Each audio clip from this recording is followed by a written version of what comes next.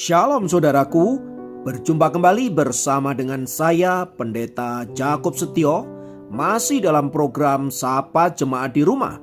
Kali ini kita akan bersatu bersama-sama, mari kita berdoa. Bapa kami rindu, firman-Mu sungguh memberkati kami, dan biarlah melalui renungan firman itu, kami semakin dikuatkan, diteguhkan di dalam pengiringan kami akan Engkau. Kami siap diberkati. Terpujilah namamu kekal selama-lamanya. Dalam nama Yesus kami berdoa. Haleluya. Amin. Firman Tuhan kali ini terambil dari Kejadian pasal 13 ayat 10 sampai 11.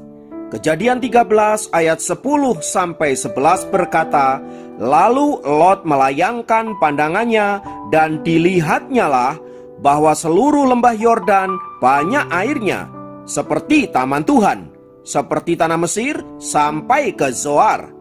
Hal itu terjadi sebelum Tuhan memusnahkan Sodom dan Gomora.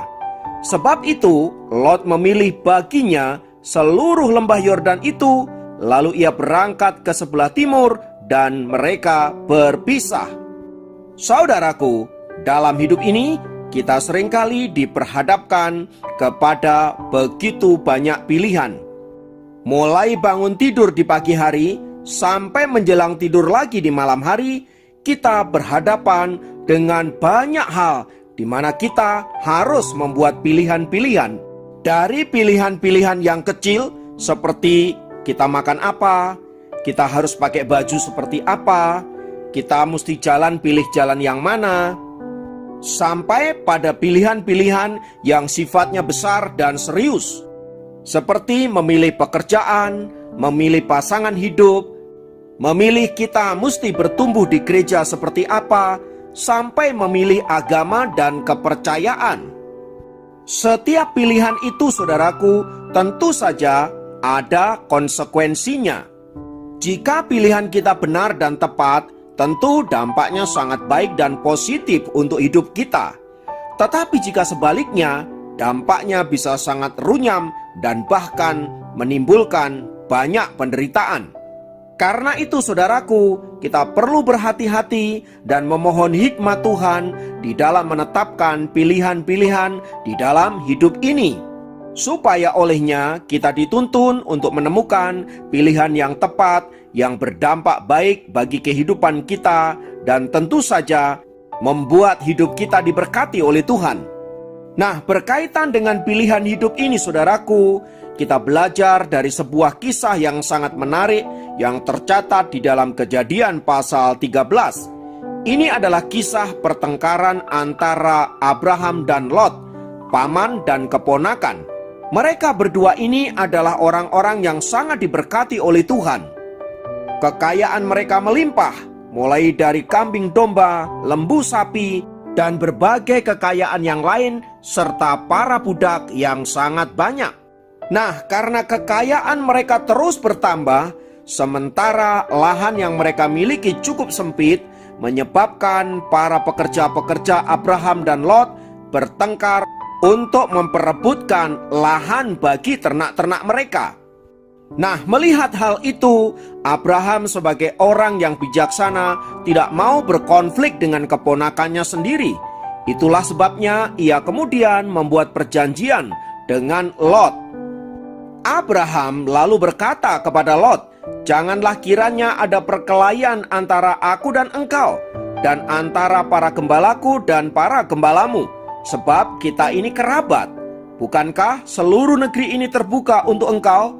Baiklah, pisahkan dirimu daripadaku. Jika engkau ke kiri, maka aku ke kanan. Jika engkau ke kanan, maka aku ke kiri."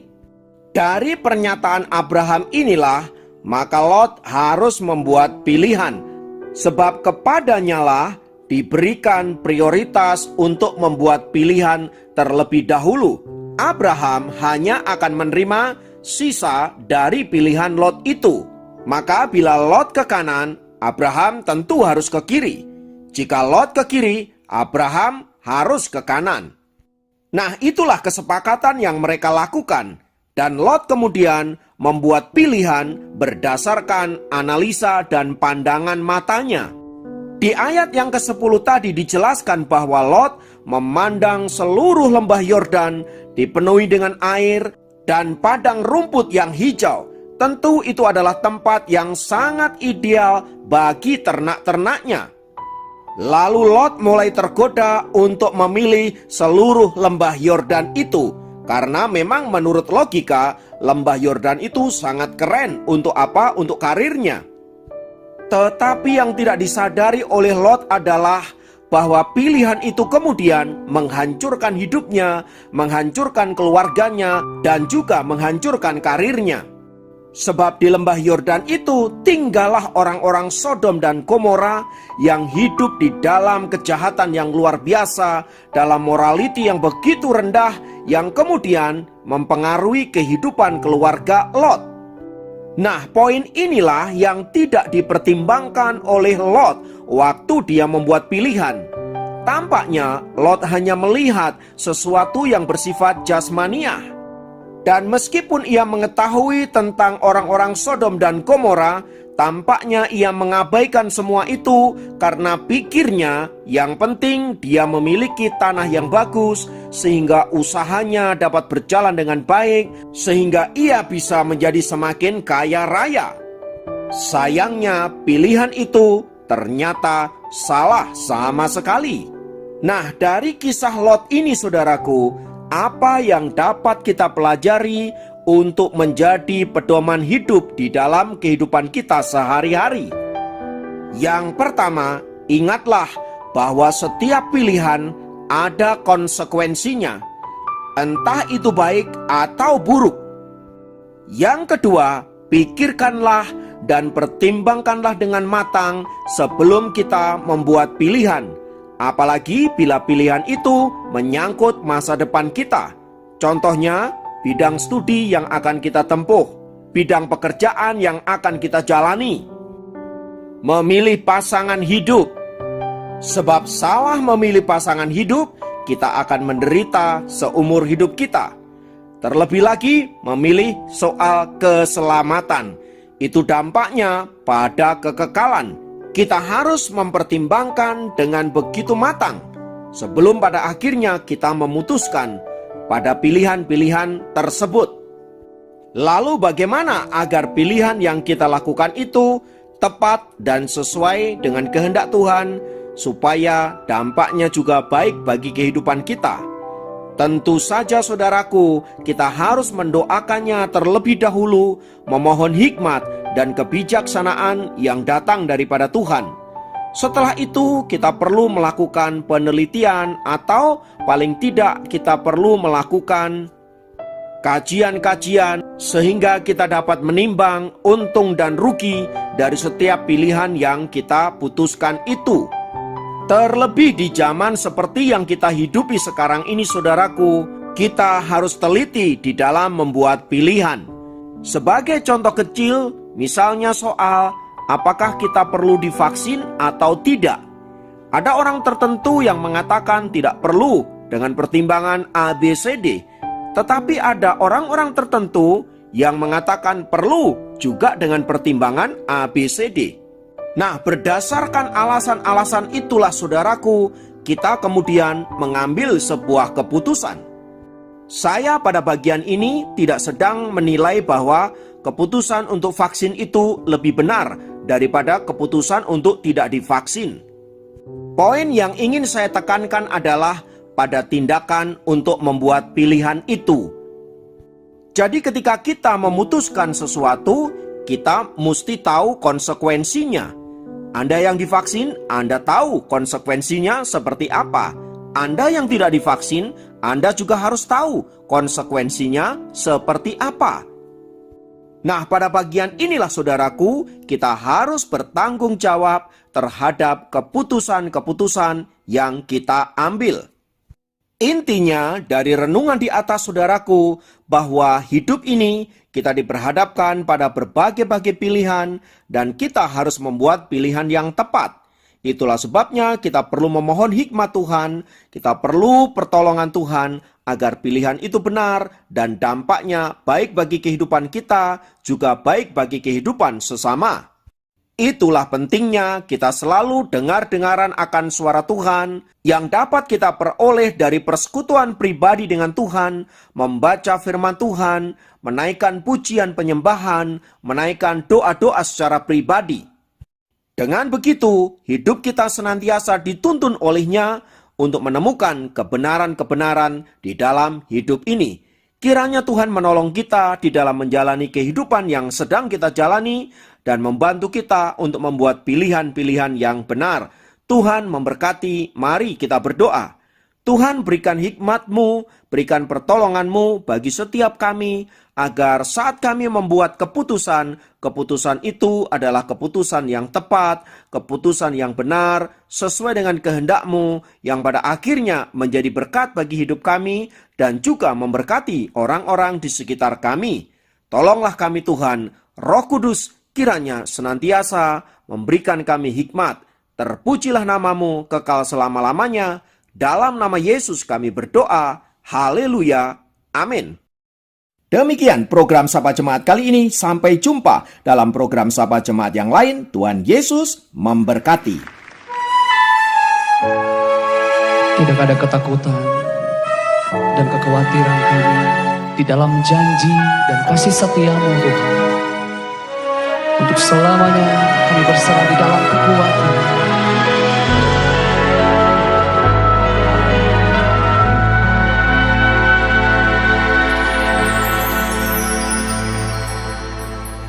Sungguh besar setia-Mu, Kau nyatakan bagiku. Kau Bapa yang selalu mengerti isi hatiku. Kemuliaan-Mu Kau janjikan, aku tetap percaya, ku percaya. Janji-Mu ajaib terukir dalam kehidupanku. Ku berserah di dalam kekuatan-Mu, ku percaya.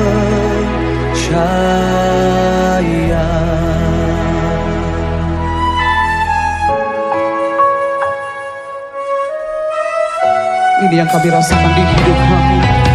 Sungguh besar setia-Mu, Kau nyatakan Tuhan, Kau nyatakan bagiku. Kau Bapa yang selalu mengerti isi hatiku. Kemuliaan-Mu Kau janjikan, aku tetap percaya, ku percaya. Janji-Mu ajaib terukir dalam kehidupanku. Ku berserah di dalam kekuatan-Mu, hanya Kau segalanya bagiku. Percaya, percaya. Janji-Mu ajaib terukir dalam kehidupanku. Ku berserah di dalam kekuatan-Mu, ku percaya. Mari kita bangkit berdiri bersama-sama di hadapan Tuhan Allah kemenangan kita. Kita menyatakan Akan ku takut, tak akan ku gentar. Kaulah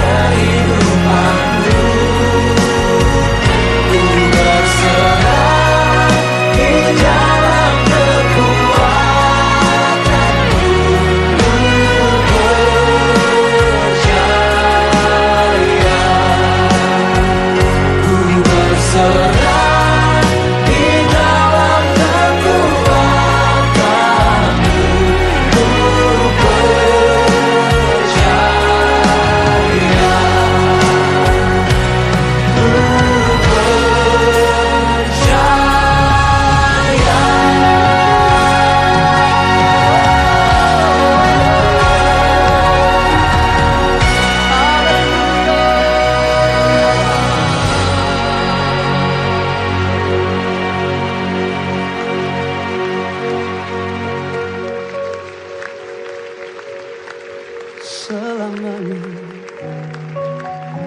Kami mau percaya Tuhan,